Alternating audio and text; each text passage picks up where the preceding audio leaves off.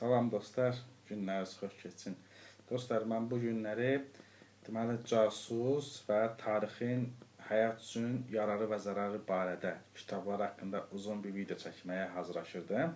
Amma problem çıxdı, çəkə bilmədim. Ona görə bu gün belə deyək, onların əvəzinə qısaca bir video çəkəcəyəm və iki düşüncə oxumaq istəyirəm sizə dostlar. Bu mənim sevimli müəlliflərimdən biridir.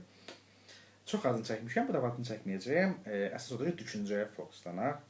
Maraqlı düşüncədir. Bəlkə kimlərsə bundan nəsə götürə bilərlər. Deməli dostlar, nə deyir? Deyir ki, həyatda insan üçün əsas bir məsələ var.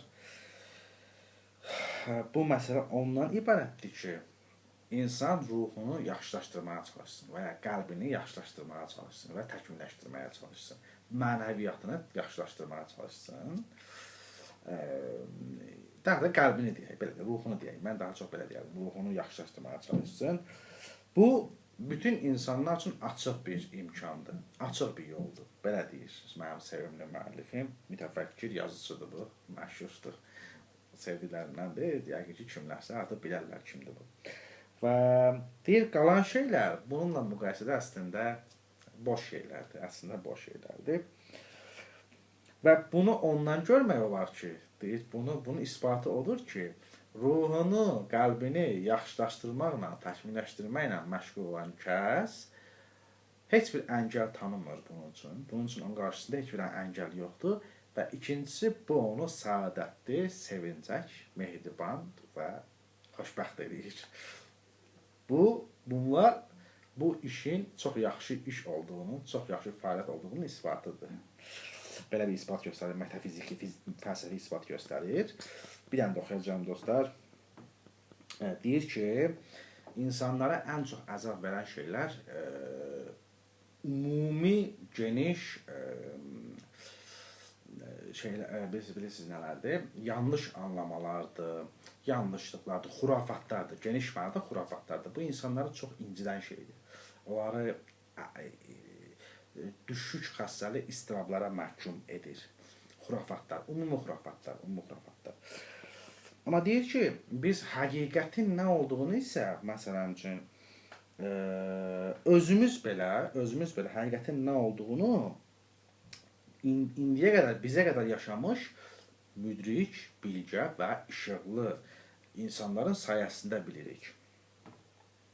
Buna görə də deyir, mehriban, yaxşı və bir həyat üçün həqiqəti axtarmaq əhəmiyyətlidir. Həmən həqiqəti axtarmaq əhəmiyyətlidir.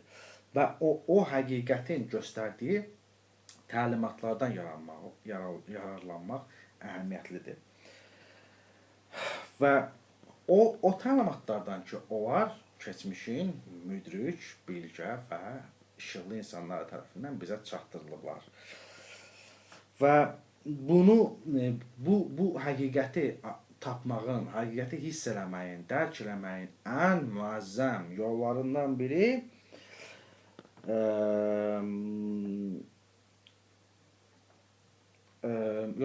biri nədir?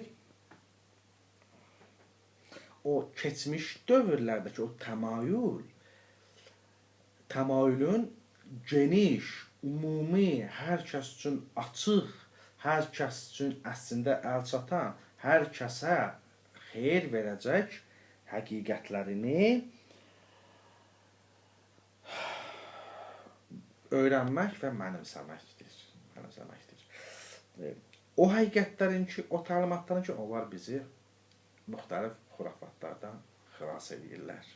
Və əlbəttə burada kimin, belə deyək, əhəmiyyəti göstərilir dostlar?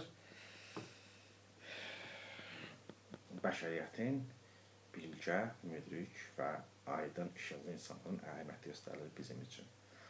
Bunlar sayəsində biz, mənim sevimli müəllifimə görə, xurafatlardan təmizlənə bilərik və daha yaxşı, daha səadətli, ruhi həyatlar əldə edə bilərik.